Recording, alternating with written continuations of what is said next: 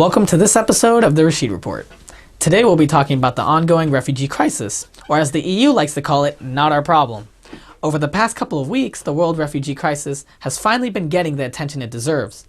The crisis, as it stands right now, is the worst since World War II, with over 19 million displaced due to war, persecution, and oppression, with 42,500 joining them every single day. These refugees go to extreme lengths just to make it to European countries such as Greece and Turkey, risking their lives just to survive. Their journeys end up being more perilous than Frodo's on his way to Mordor. This crisis has been prevalent and grown exponentially ever since the 2011 Syrian civil war broke out, with rich countries trying to do everything they can to avoid it.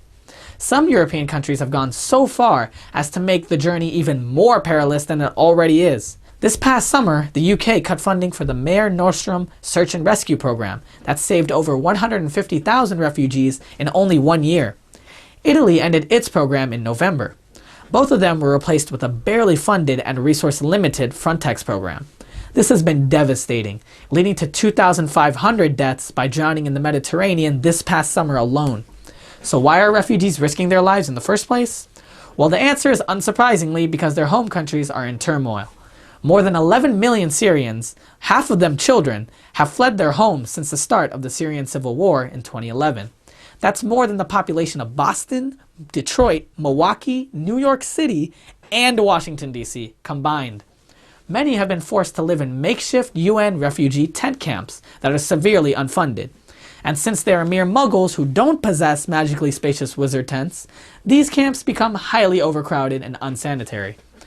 The UN needed an estimate of over 7.9 billion in aid for refugees and has only received a little over 2 billion combined from the EU, US, and Kuwait, who almost single-handedly matched the US contribution with 500 million.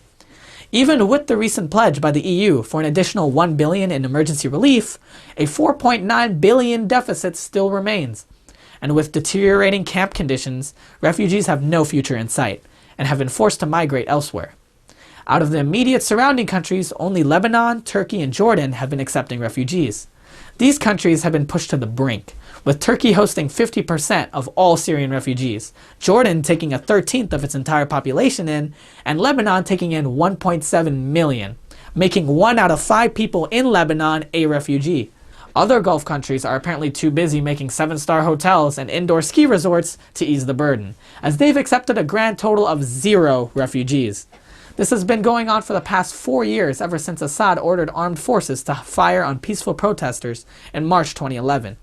Since then, the Gulf and Western world has treated the Syrian war kind of like the show Two Broke Girls, hoping it'll go away, but it just keeps getting worse and worse with no end in sight. Now that plan had been working out for a disturbingly long amount of time, but eventually, with their home countries a mess and Gulf countries not helping, refugees started making their way to Europe, or died trying. The one tragic example that the world simply couldn't ignore was a picture of a 5-year-old Syrian boy, Aylan Kurdi, washed upon a Turkish beach. The sad truth is that children like Aylan have been dying in Syria for years, but Europe and the developed world seems to only take notice once children like him turn up dead in their own backyards. However, even now there is still a widespread reluctance and almost racist refusal to take refugees.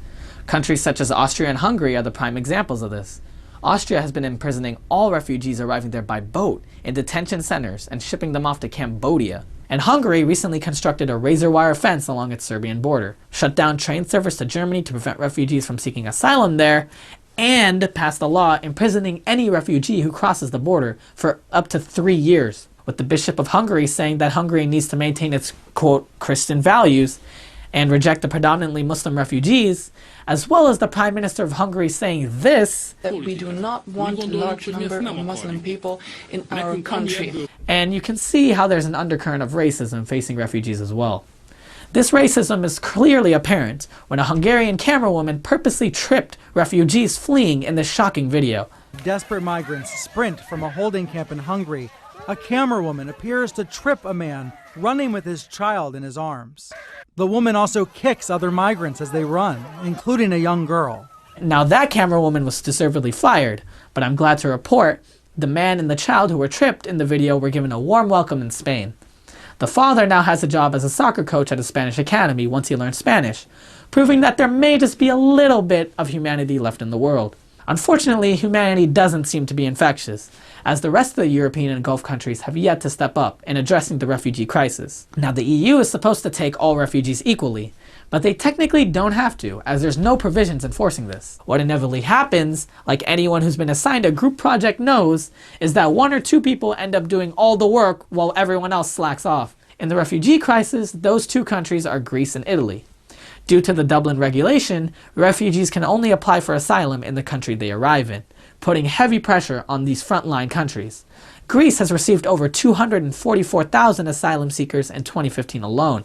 Now, Germany decided to upend the Dublin regulation and welcome refugees. As this gift demonstrates, they got so overwhelmed that they had to close off their borders again until the rest of Europe steps up. But no one is willing to, as anti-immigrant sentiment continues to grow, not only in Europe, but in the US as well. Just ask the hostess singer, also known as Donald Trump, or as I like to call him, Crazy Trump.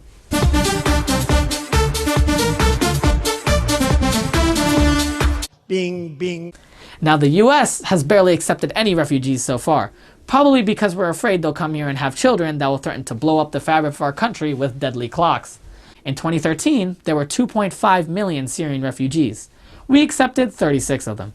The US refugee resettlement program is capped at 70,000, a cap that's remained the same for years despite the escalating crisis, until just recently when Secretary of State John Kerry pledged to extend it to 100,000 by 2017.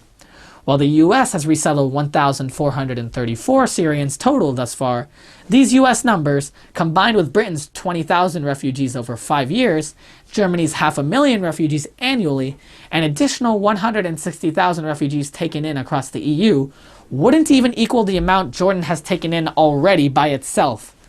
And that's not even counting Turkey, the biggest refugee hotspot in the world right now. It's clear that the better off countries need to step up, either by ending the conflicts in Syria and other sources of refugees, or by providing them asylum. But this problem is simply too big to ignore. We need to do more. The world needs to do more. Because if we don't, we risk photographs of drowned children like Aylan Kurdi looking for safety and a better life becoming commonplace. This is Zahir Rasheed signing off of the Rasheed Report.